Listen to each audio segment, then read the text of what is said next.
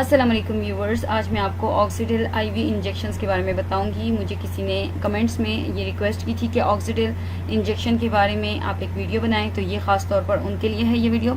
इसके एक पैक में जो है एक वाइल होती है, इसकी कीमत 315 रुपये है। इसकी जो कंपोजिशन है, इसमें सेफ्ट्रेक्सोन सोडियम जो है वो 1 ग्राम पाया जाता है, और इसकी जो डोजेज है वो ये है कि आपने एक इंजेक्शन दिन में 1 मरतबा लगाना है इंट्रावीनसली, ये आपने वेन्स में लगाना है, इंट्रावीनसली लगाना है।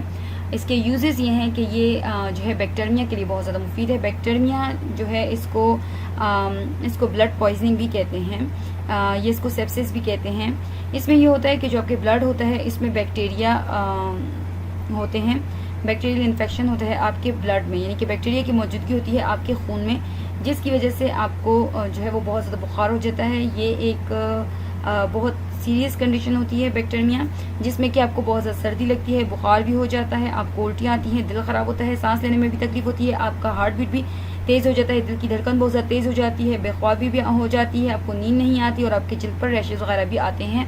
तो इसको कहते हैं बैक्टीरिया, और ऑक्सीडिल इंजेक्शन जो है वो बैक्टीरिया के लिए बहुत ज़्यादा मुफीद है। फिर है पॉलिप्स, तो पॉलिप्स जो हैं ये पॉलिप्स के लिए भी बहुत ज़्यादा मुफीद है ऑक्सीडिल। पॉलिप्स जो है ये इस तरह होता है कि आपके जो मैदे में ट्यूमर्स होते हैं उनको कहते हैं पॉलिप्स।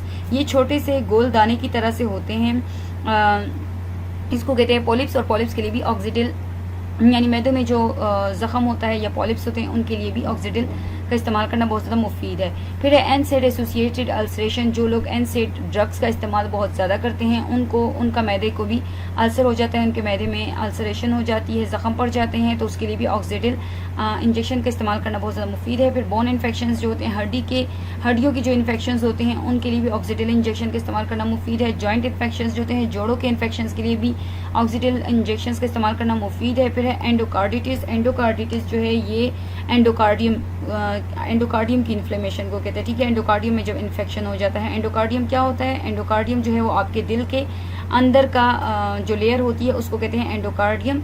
और एंडोकार्डियम जो है जब इसमें कोई बैक्टीरिया या फंजाई, कोई भी जरासीम जब आपके मुंह के ज़रिए खून में दाखिल हो जाता है और फिर खून के ज़रिए जो है वो दिल के किसी डैमेज एरिया तक पहुंच जाता है, जिसके साथ वो टच हो जाता है, तो उसकी वजह से एंडोकार्डिटिस होता है।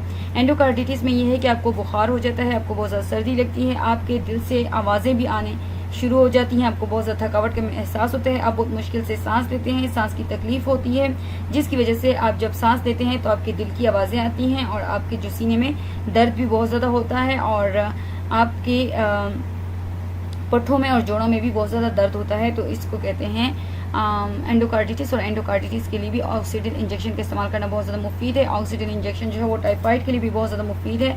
टाइफाइड में होता है कि मैदे में दर्द बहुत ज़्यादा होता है, सर में दर्द होता है, खांसी होती है, डायरिया होता है, कमज़ोरी होती है, तो टाइफाइड के लिए भी ऑक्सीडिल इंजेक्शन का इस्तेमाल करना बहुत ज़्यादा मुफीद है। फिर है मेनिंजाइटिस, यानी कि गर्दन तोड़ बुखार के लिए भी ऑक्सीडिल इंजेक्शन का इस्तेमाल करना बहुत ज़्यादा मुफीद है। फिर है नमूनिया के लिए भी ऑक्सीडिल इंजेक्शन का इस्तेमाल करना मुफीद है।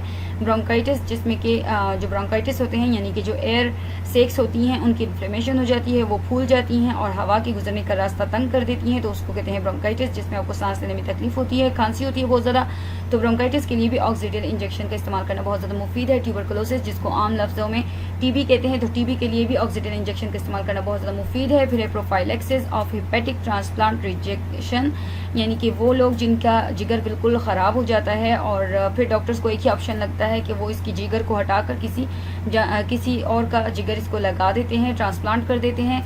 तो उस सूरत में ये होता है कि यानी कि इंसान का अपना जिगर नहीं होता और जो उसको ट्रांसप्लांट हुआ होता है उसके रिएक्शन से बचने के लिए एहतियाती तदाबीर के तौर पर भी ऑक्सीडिल इंजेक्शन का इस्तेमाल करना बहुत ज़्यादा मुफीद है। इसी तरह prophylaxis of cardiac transplant rejection के लिए भी होता है कि जब हार्ट की ट्रांसप्लांटेशन होती है, जब किसी का हार्ट फेल हो जाता है और उसके लिए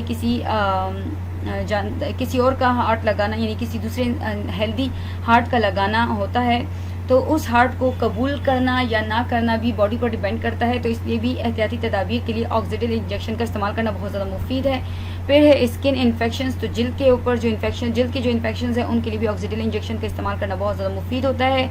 और फिर है सर्जिकल प्रोफाइलेक्सिस, तो जिन लोगों की सर्जरी हो जाती है अक्सर सर्जरी के बाद ऑक्सीडिल इंजेक्शंस लगाए जाते हैं ताकि सर्जरी के जो असरात हैं उनसे महफूज रहा जा सके, उनसे बचा जा सके। फिर है और ज़ख़म भी जल्दी ठीक हो जाए तो उसके लिए फिर हम सेफ्ट्रेक्सोन इंजेक्शन जो हैं वो लगाते हैं, यानी कि ऑक्सीडेल इंजेक्शन का इस्तेमाल करते हैं। फिर है शेंक्राइड डिजीज़। शेंक्राइड डिजीज़ जो है ये एक सेक्सुअल डिजीज़ है जो कि एक बैक्टीरियल इन्फेक्शन की वजह से होती है, और इसमें ये होता है कि जो आपके जो जेनिटल एरियाज़ हैं, यानी कि यूरेथ्रा हो गया या पेनिस वगैरह, तो इनमें जो है वो दाने वगैरह निकलते हैं, जो कि पीप वाले दाने वगैरह निकलते हैं, या ज़ख़म सा बन जाता है, यानी कि पीप वाले ज़ख़म या दाने वगैरह निकलते हैं, इसको कहते हैं शेंक्राइड। और शेंक्राइड के लिए भी ऑक्सीडेल इंजेक्शन का इस्तेमाल करना मुफीद है। गोनोरिया। गोनोरिया भी एक सेक्सुअल ट्रांसमिटेड डिजीज़ है, तो इसके लिए भी ऑक्सीडेल इंजेक्शन का इस्तेमाल करना मुफीद है। साइफिलिस। साइफिलिस भी एक सेक्सुअली ट्रांसमिटेड डिजीज़ है, उसके लिए भी ऑक्सीडेल इंजेक्शन का इस्तेमाल करना बहुत ज़्यादा मुफीद है। यूटीआई यानी कि यूरिनरी ट्रैक्ट इन्फेक्शंस के लिए भी जो है वो ऑक्सीडेल इंजेक्शन का इस्तेमाल करना बहुत ज़्यादा मुफीद है। अब हम इसके साइड इफ़ेक्ट्स की बात करते हैं, तो इसके इस्तेमाल करने से आपको यरकान हो सकता है, आपको ल्यूकोपेनिया यानी कि ल्यूकोपेनिया भी हो सकता है। ल्यूकोपेनिया का मतलब यह है कि आपके जो खून है उसमें वाइट ब्लड सेल की मिकदार कम हो सकती है। और फिर न्यूट्रोपेनिया। न्यूट्रोपेनिया कि आपके खून में जो है न्यूट्रोफिल्स की मिकदार कम हो जाती है, यानी कि वाइट ब्लड सेल्स की मिकदार कम हो जाती है, जिसकी वजह से आप जल्दी जल्दी बीमार होने लगते हैं।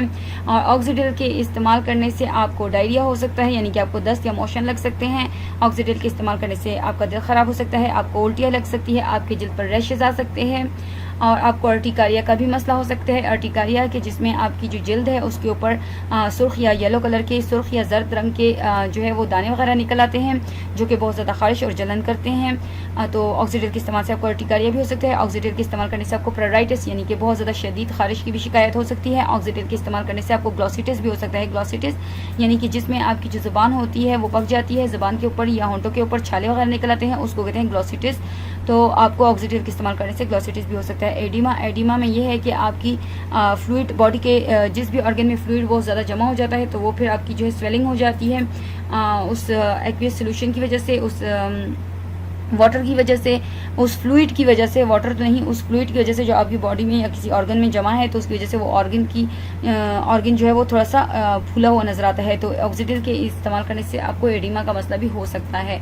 कॉन्ट्रा इंडिकेशंस की बात करते हैं कि ऑक्सीडेल इंजेक्शन कौन लोग इस्तेमाल नहीं कर सकते, तो वो लोग जिनको सेफ्ट्रेक्सोन से किसी किस्म की एलर्जी है तो वो ऑक्सीडेल इंजेक्शन का इस्तेमाल ना करें। जिनको किडनी डिजीज़ है यानी कि जिनकी गुर्दे के अमराज है तो वो भी ऑक्सीडेल इंजेक्शन इस्तेमाल ना करें। जिनको जिगर की बीमारियाँ हैं तो वो भी ऑक्सीडेल इंजेक्शन का इस्तेमाल ना करें, और जो ख़वातीन हामला हैं, प्रेग्नेंट है, तो वो भी ऑक्सीडेल इंजेक्शन का इस्तेमाल ना करें। उम्मीद करती हूँ आपको आज की हमारी ये वीडियो पसंद आई होगी। अगर हमारी ये वीडियो आपको पसंद आई हो तो इसको लाइक, शेयर और सब्सक्राइब करना ना भूलें। अपना बहुत बहुत ख्याल रखें। अल्लाह हाफिज़।